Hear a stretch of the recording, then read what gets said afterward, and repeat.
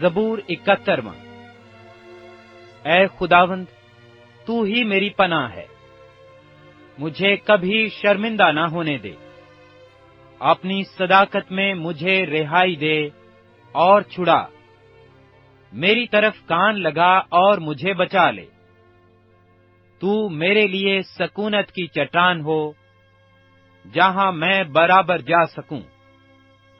تو نے میرے بچانے کا حکم دے دیا ہے، کیونکہ میری چٹان اور میرا قلعہ تو ہی ہے۔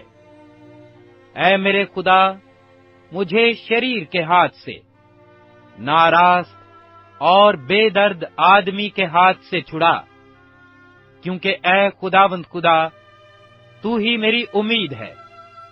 لڑکپن سے میرا توکل تجھ ہی پر ہے۔ تو پیدائش ہی سے مجھے سنبھالتا آیا ہے۔ تو میری ماں کے بطن ہی سے میرا شفیق رہا ہے، سو میں سدا تیری ستائش کرتا رہوں گا۔ میں بہتوں کے لیے حیرت کا باعث ہوں، لیکن تو میری محکم پناہ گاہ ہے۔ میرا منہ تیری ستائش سے اور تیری تعظیم سے دن بھر پر رہے گا۔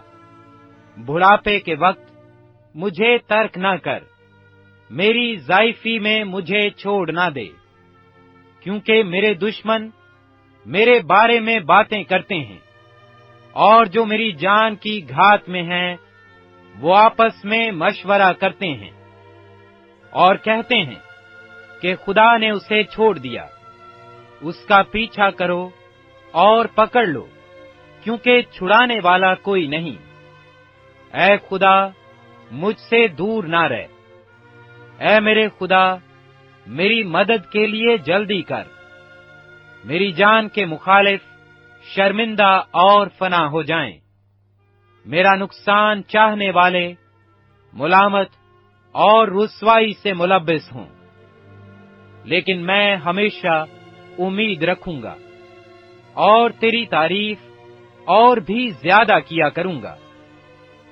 میرا منہ تیری صداقت کا اور تیری نجات کا بیان دن بھر کرے گا، کیونکہ مجھے ان کا شمار معلوم نہیں۔ میں خداوند خدا کی قدرت کے کاموں کا اظہار کروں گا، میں صرف تیری ہی صداقت کا ذکر کروں گا۔ اے خدا، تو مجھے بچپن سے سکھاتا آیا ہے، اور میں اب تک تیرے عجائب کا بیان کرتا رہا ہوں۔ اے خدا، جب میں بوڑھا اور سر سفید ہو جاؤں تو مجھے ترک نہ کرنا، جب تک کہ میں تیری قدرت آئندہ پشت پر اور تیرا زور آنے والے پر ظاہر نہ کر دوں۔ اے خدا، تیری صداقت بھی بہت بلند ہے۔ اے خدا، تیری مانند کون ہے جس نے بڑے بڑے کام کیے ہیں؟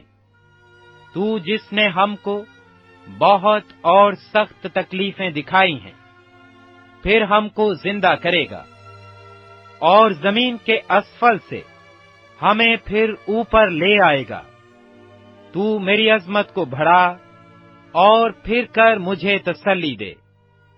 اے میرے خدا، میں بربط پر تیری سچائی کی حمد کروں گا۔ اے اسرائیل کے قدوس، میں ستار کے ساتھ تیری مدح سرائی کروں گا۔ جب میں تیری مدح سرائی کروں گا تو میرے ہونٹ نہایت شادمان ہوں گے، اور میری جان بھی جس کا تو نے فدیہ دیا ہے، اور میری زبان دن بھر تیری صداقت کا ذکر کرے گی، کیونکہ میرا نقصان چاہنے والے شرمندہ اور پشیمان ہوئے ہیں۔